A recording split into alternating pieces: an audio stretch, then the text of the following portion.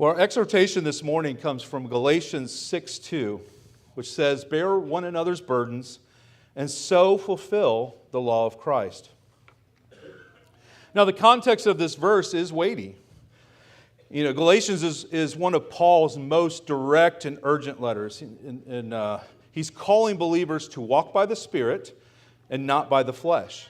And in fact, he contrasts, just in the verse before, in the chapter before this, he contrasts the work of the flesh. Things like immorality, sexual immorality, jealousy, envy, strife, fits of anger. And he contrasts that with the fruit of the Spirit: love, joy, peace, patience, kindness, faithfulness, goodness, gentleness, self-control. Well, these two realities, he says, are at war within us. And that battle, though, doesn't just mean it's at war within our own hearts and souls, and it's something that we just have to work on ourselves. It's something, he says, that the church must fight together. And that's what Paul means when he says, bear one another's burdens.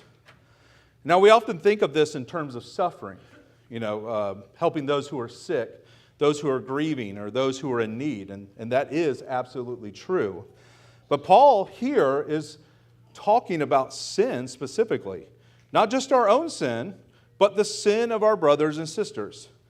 And this is hard because when we tend to think in this scenario that, well, who am I to confront somebody about their sin? I have enough sins of my own. Yet Paul says in the verse just before this one, keep watch on yourself, lest you too be tempted. And Jesus, of course, reminds us to remove the log from our own eyes so that we can see clearly to remove the speck out of our brother's eyes. We forget about that part. We usually focus on what we're supposed to do, and we think about that as the judgmental passage, and it's true. But there's still work to do at the end of it. Remove the log in your own eye so that you can help your brother.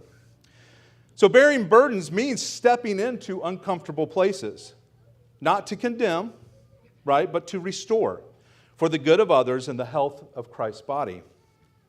And Paul says that doing this fulfills the law of Christ. Well, what does that mean? What does he mean by that? Well, he's pointing back to Jesus' words in John 13:34. "A new commandment I give to you, that you love one another. Just as I have loved you, you also are to love one another." The law of Christ is the law of love.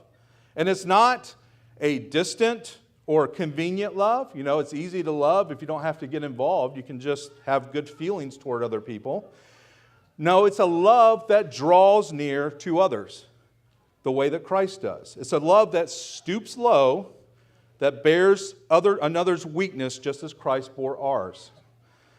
Now, practically, this kind of love takes shape in relationship, in hospitality, in prayer, in encouragement, and accountability. Our church is known for being warm and welcoming, and that's a wonderful thing. I'm very thankful that we have this reputation. But we are not just a church that happens to be made up of a lot of people with the particular gift of hospitality. No, hospitality is more than a personality trait. It's a calling. It's one of the primary ways that we live out the law of love. Of course, it's not always easy. Opening your home, giving your time to others, carrying somebody else's mess. But that's exactly what it means to bear burdens. The works of the flesh thrive in isolation. But the fruit of the Spirit grows in community. And so we must draw near to one another. Not only on Sundays, but throughout the week. We must eat together, we must sing together, we must pray together, and we must walk together in this life by faith. You need people who will help you carry your burdens, and people who love you enough to correct you when you are displaying the works of the flesh.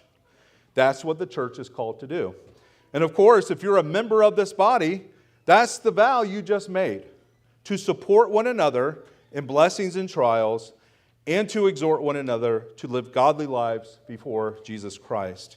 So then, let us bear one another's burdens, and so fulfill the law of Christ.